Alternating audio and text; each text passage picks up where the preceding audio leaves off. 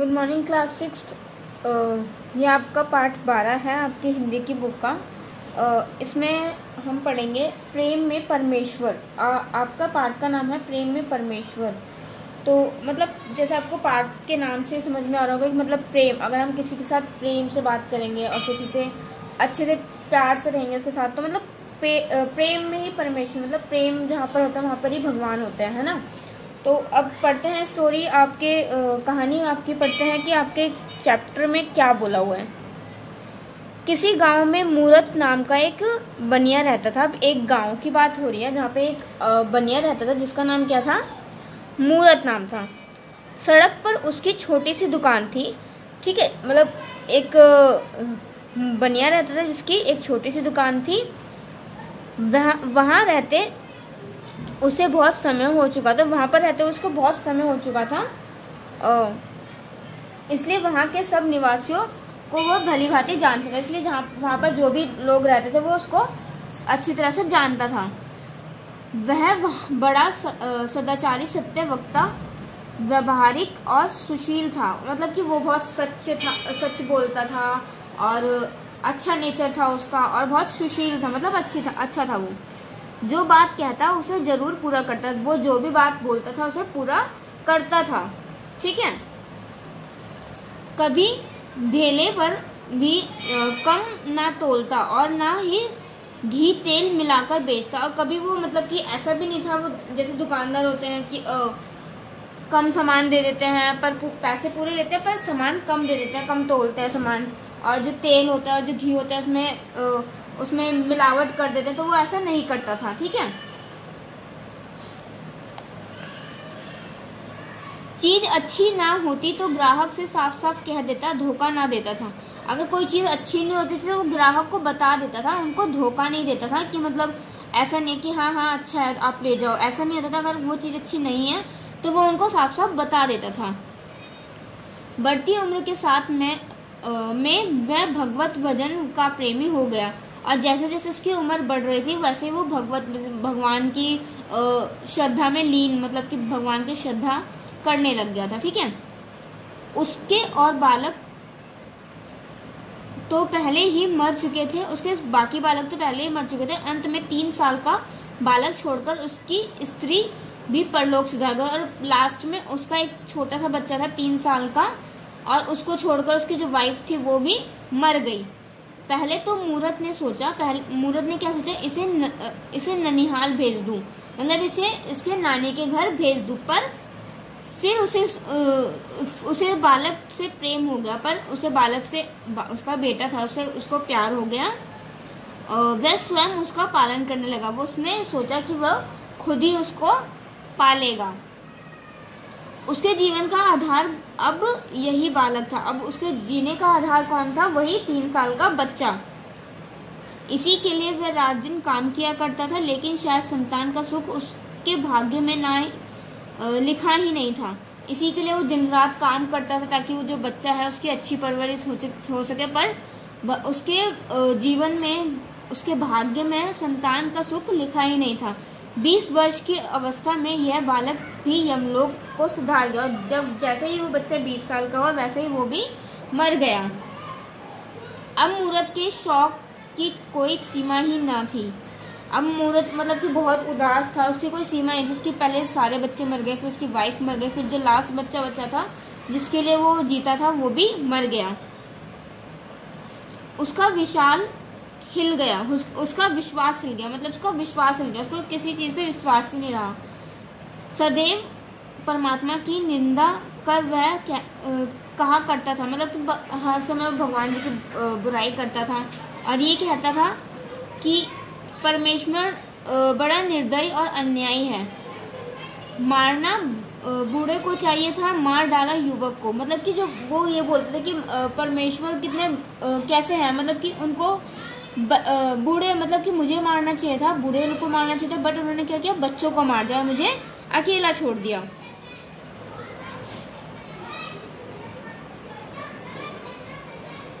यहाँ तक कि उसने मंदिर जाना भी छोड़ दिया, और ये उसने मंदिर, मतलब उसका भगवान से ट्रस्ट उठ गया था, और उसने क्या किया, मंदिर जाना भी छोड़ दिया। एक दिन उसका पुराना मित्र जो 8 वर्ष से तीर्थ यात्रा पर गया हुआ था उससे मिलने आया। मूरत बोला, मित्र देखो सर्वनाश हो गया।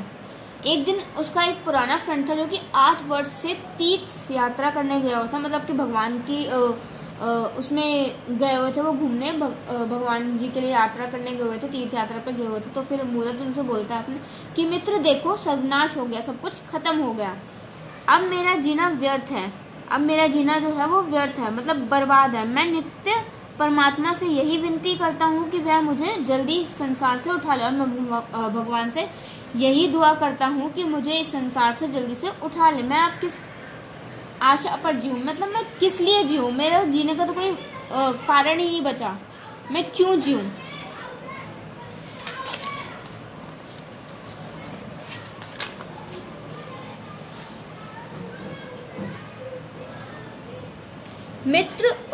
मित्र बोलता है, मूरत ऐसा मत कहो, मूरत ऐसा मत कहो, परमेश्वर की इच्छा हम नहीं जान सकते। परमेश्वर मतलब कि भगवान की इच्छा क्या है हमें नहीं पता, वो जो करते हैं ठीक करते हैं। पुत्र का मर जाना और तुम्हारा जीते रहना विधाता के वश में है, और कोई इसमें क्या कर सकता है, मतलब कि पुत्र का मर जाना, तुम्हारा जीना जो है वो भगवान के वश में है, इसमें कोई क्या कर सकता है। तुम्हारे शौक का मूल कारण यह है कि तुम अपने सुख में सुख मानते हो, पराये सुख में सुखी नहीं होते। मतलब तुम्हारे दुख होने का ये कारण, तुम्हारे दुखी होने का ये कारण है कि तुम अपने सुख को सुख मानते हो, पर अगर कोई दूसरा सुखी है तो उसके सुख में सुख नहीं होते हो, सुखी नहीं होते हो। मूरत, तो मैं क्या करूं। मित्र, परमात्मा की निष्काम भक्ति करो, भक्ति करने से अंतःकरण शुद्ध होता है, मतलब कि भगवान की प्रार्थना करो। जब तुम्हें जरूरत नहीं है तब भी भगवान से प्रेयर करो, ठीक है। जब सब काम परमेश्वर को अर्पण करके जीवन व्यतीत करोगे तो तुम्हें परमानंद प्राप्त होगा। जब तुम भगवान को लेकर सारा काम करोगे, भगवान की सोच में सारा काम करोगे तो तुम्हें बहुत अच्छा फील होगा।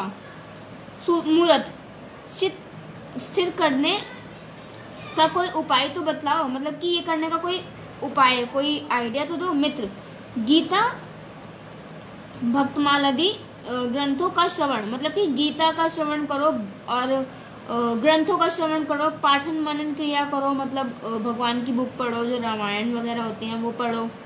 ये ग्रंथ धर्म अर्थ काम मोक्ष चारों फलों को देने वाले हैं, मतलब कि ये धर्म का बताते हैं, अर्थ उस काम और ये सारे फल ये देते हैं। इनको पढ़ना आरंभ कर दो, इनको पढ़ना शुरू कर दो, चित्त को बड़ी शांति मिलेगी, तुम्हारे मन को बहुत शांति मिलेगी। मूरत ने ग्रंथों को पढ़ना आरंभ किया। मूरत ने क्या किया, ग्रंथों को पढ़ना शुरू कर दिया। थोड़े ही दिनों में इन पुस्तकों से उसे इतना प्रेम हो गया कि रात को 12-12 बजे तक गीता पढ़ना और उसके उपदेशों पर विचार करता रहता था। मतलब कि उसको ग्रंथ पढ़ने से इतना प्यार हो गया, ग्रंथों से इतना उसको अच्छा लगा कि वो रात को 12-12 बजे तक ग्रंथ को पढ़ने लगा और उनके जो उपदेश थे उन पर सोचने लगा, विचार करने लगा। पहले वह सोते समय छोटे पुत्र का स्मरण करके रोया करता था। पहले वो सोते समय क्या था, अपने छोटे बेटे को याद करके रोया करता था, पर अब वह सब भूल गया। सदा परमात्मा में लीन रहकर आनंद पूर्वक अपना जीवन बिताने लगा। और वो ये सब भूल गया और मतलब भगवान में ही लीन होकर उनसे इतना प्यार करके उनके बारे में ही सोचकर अपना जीवन जो है वो बिताने लगा। पहले इधर उधर बैठकर हंसी ठट्टा भी कर लिया करता था, पहले इधर उधर बैठकर हंसी मजाक कर लेता था, पर अब वह समय व्यर्थ नहीं करता था, पर वो अब अपना समय वेस्ट नहीं करता था। वह या तो दुकान का काम करता था या फिर रामायण पढ़ता था। तात्पर्य यह है कि उसका जीवन सुधर गया था, मतलब या तो वो दुकान का अपना काम करता था या फिर वो रामायण पढ़ता था। तो मतलब क्या है कि उसका जीवन जो है वो सुधर गया था, वो अपने बेटे को याद कर नहीं रोया करता था।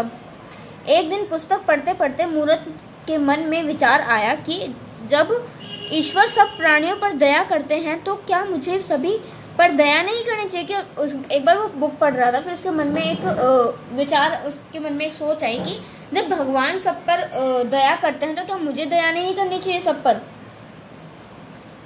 पश्चात सुदामा और सबरी की कथा पढ़कर उसके मन में यह भाव उत्पन्न हुआ कि उसे भी भगवान के दर्शन हो सकते हैं। और सुदामा और सबरी की कथा जब उसने पढ़ी तो उसको उसने सोचा, उसको ये लगा कि भगवान जब उनको मिल सकते हैं, उनको दिख सकते हैं, उनको प्राप्त हो सकते हैं, तो मुझे क्यों नहीं, मुझे भी भगवान प्राप्त हो सकते हैं, मुझे भी भगवान के दर्शन मिल सकते हैं। ये विचारते विचारते उसकी आंख लग गई, और ये सोचते सोचते उसकी आंख लग गई।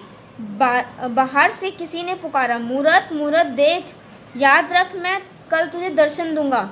अब बाहर से किसी ने आवाज दी, मूरत मूरत देख, याद रख कि मैं कल तुझे दर्शन दूंगा, कि मतलब मैं कल तुझे मिलूंगा।